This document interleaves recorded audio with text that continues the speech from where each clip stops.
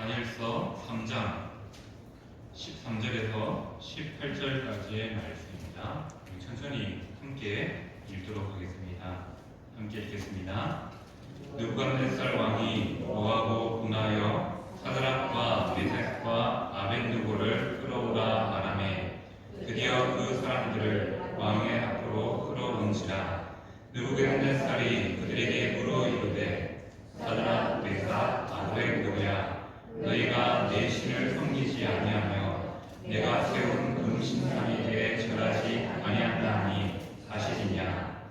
이제라도 너희가 준비하였다가 나팔과 피리와 수금과 사명금과 양금과 새만과 및 모든 악기 소리를 들을 때 내가 만든 신상 앞에 엎드려 절하면 좋거니와, 너희가 만일 절하지 아니하면 즉시 너희를 맹렬히 타는 풀무불 가운데 던져 넣을 것이니, 능히 너희를 내 손에서 건져낼 신이 누구이겠느냐 하니, 사드락과 메삭과 아벳느고가 왕에게 대답하여 이르되, 느부갓네살이여, 우리가 이 일에 대하여 왕에게 대답할 필요가 없나이다. 왕이여, 우리가 섬기는 하나님이 계시다며 우리를 맹렬히 타는 풀무불 가운데에서도 능히 건져내시겠고 왕의 손에서도 건져내시리이다. 그렇게 하지 아니하실지라도 왕이여, 우리가 왕의 신들을 섬기지도 아니하고 왕이 세우신 금신상에게 절하지도 아니할 줄을 아옵소서. 아멘. 지난 한 주간 특별기도회를 통해서 함께 모여서 기도해 주신 부모님들께 감사를 드립니다. 그 기도가 발판이 되어서 하반기 우리 교회에 주시는 하나님의 은혜가 복이 가득하기를 소망합니다. 아멘. 오늘은 한 사람의 이야기를 통해서 말씀을 시작하고자 합니다. 자, 이 사람 찰스 토마스 스커트라는 사람입니다. 자, 이 사람은 뭐 하는 사람 같습니까? 지금 딱 보면 손에 뭘 쥐고 있죠? 야구 방망이인데 조금 다릅니다. 혹시 크리켓이라는 경기를 들어보셨습니까? 공도 조금 더 크고 방망이도 좀 더 큽니다. 이 사람은 캠브리지 대학을 다녔습니다. 그 대학에서 이 운동으로 꽤나 유명한 사람이었습니다. 크리켓이라는 운동에서 어떻게 보면 최정상위에 위치해 있던 사람입니다. 그런데 이 사람이 어느 날 갑자기 그 자리에서 내려와서 어디를 향하냐면, 우리가 뭐 잘 알고 있는 허드슨 테일러, 중국 선교의 아버지라고 하는 그분을 찾아서 중국 선교를 떠나게 됩니다. 그 전에 어떤 일이 있었냐면, 이분이 다녔던 것이 캠브리지 대학인데, 캠브리지 대학에 캠브리지 친일이라고 하는 교회 역사상 유명한 사람들이 있습니다. 그들이 세계 선교에 있어서 획을 뚫었다고 해도 과언이 아닌 7인의 놀라운 사람들이 나타나는데, 그 중에 한 명이 바로 찰스 토마스 스터드라는 이 사람입니다. 그의 인생은 앞으로 운동선수에서 선교사로의 삶으로 변화하게 됩니다. 그리고 이분이 사역하면서 아프리카로 이제 이후에 넘어가는데, 그 전에 돌아와서 WEC 국제선교라는 이 선교회를 창설하게 됩니다.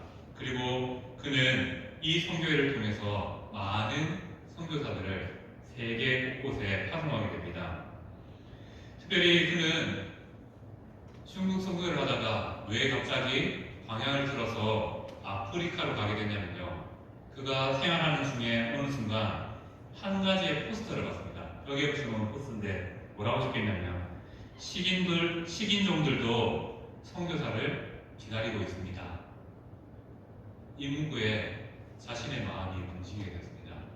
그래서 하나님이 주신 마음을 따라서 자신이 가야 될 곳은 뭐 중국도 중요하지만 중국이 아니라 아프리카라는 사실을 깨닫고 선교회를 조직하고 그 땅을 향한 선교를 시작하게 되었습니다. 특별히 WEC 선교회 센터에 가면 지하실이 있습니다. 그 지하실에 보면 수십 개의 가방들이 선반 위에 땅바닥에 줄지어 있습니다. 이 선교사, 이 가방의 의미는 뭐냐면, 그 선교 센터를 통해서 파송된 선교사님들이 선교지로 가기 전에 자신이 평소에 가져가던 가방을 거기에 두고 간답니다. 의미는 내가 선교를 마치고 와서 이 가방을 찾아가겠다. 그런데 그 가방이 지금도 줄지어 있다는 것은 무엇을 의미하겠습니까? 선교사님들은 자신이 죽을 줄 알고 또 그 선교지를 향하여서 하나님이 주신 사명을 감당하고자 그 땅을 향하여 갔다는 것이고, 그리고 또 끝내 돌아오지 못한 선교사들의 가방이 지금도 그 선교센터에 이렇게 놓여있다라고 합니다.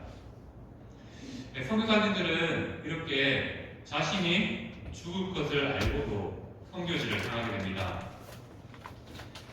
자신이 가진 신앙이 죽음과도 바꿀 수 있을 만큼의 가치 있다는 것을 알았기 때문에 그들은 죽음을 각오하고 그곳을 향하여 나아가게 됩니다.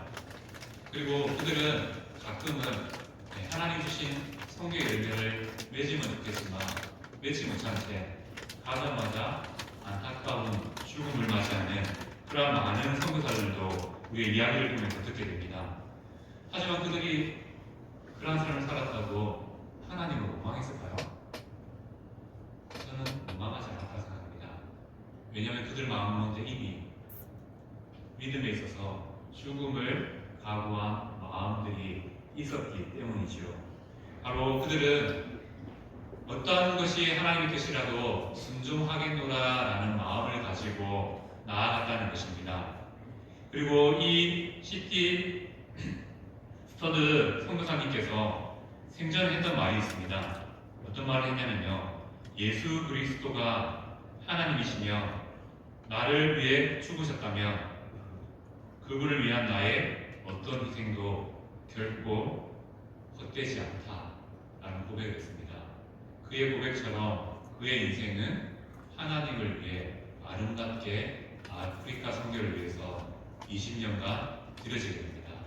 그리고 그가 센터를 떠나서 아프리카를 갔을 때 20년 동안 한 번도 집을 향하여서 발걸음을 옮기지 않았다고 합니다. 그리고 그 땅에서 결국 죽음을 맞이하고 그 땅에 묻히게 되었다고 합니다.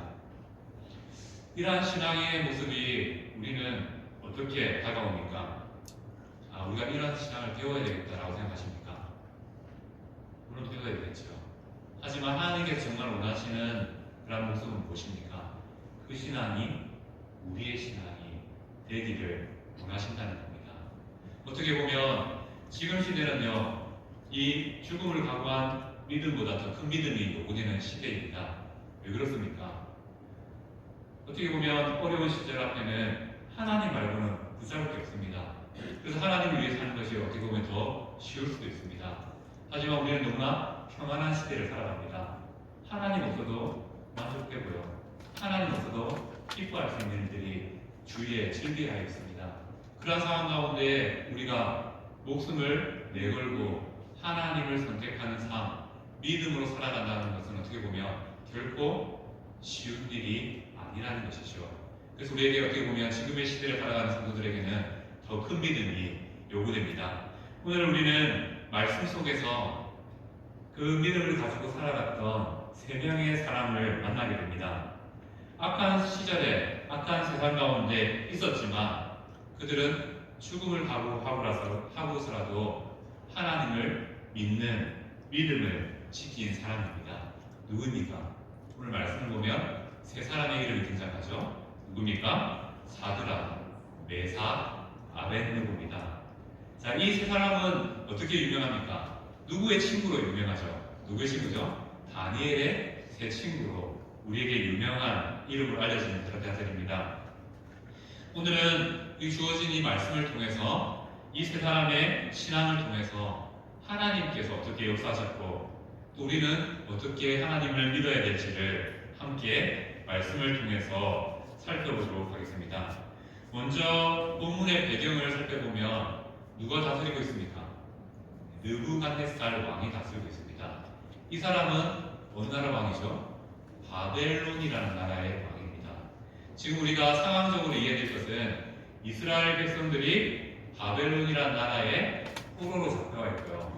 이스라엘은 식민지가 되어 있다는 사실을 기억해야 됩니다. 그러한 상황 가운데 다스리는 바벨론에서 식민지 나라의 백성들 중에 똑똑한 사람들을 뽑죠. 똑똑한 사람들을 뽑아서 자기 나라로 데려와서 자기 나라를 위해서 헌신하고 봉사할 수 있도록 가르치기 위해서 사람들을 데려왔습니다. 그 중심에 있었던 인물이 우리가 잘 알고 있는 다니엘이고요. 또 그와 함께 왔던 대표적인 인물 중에 세 사람이 세 친구라고 잘 알고 있습니다.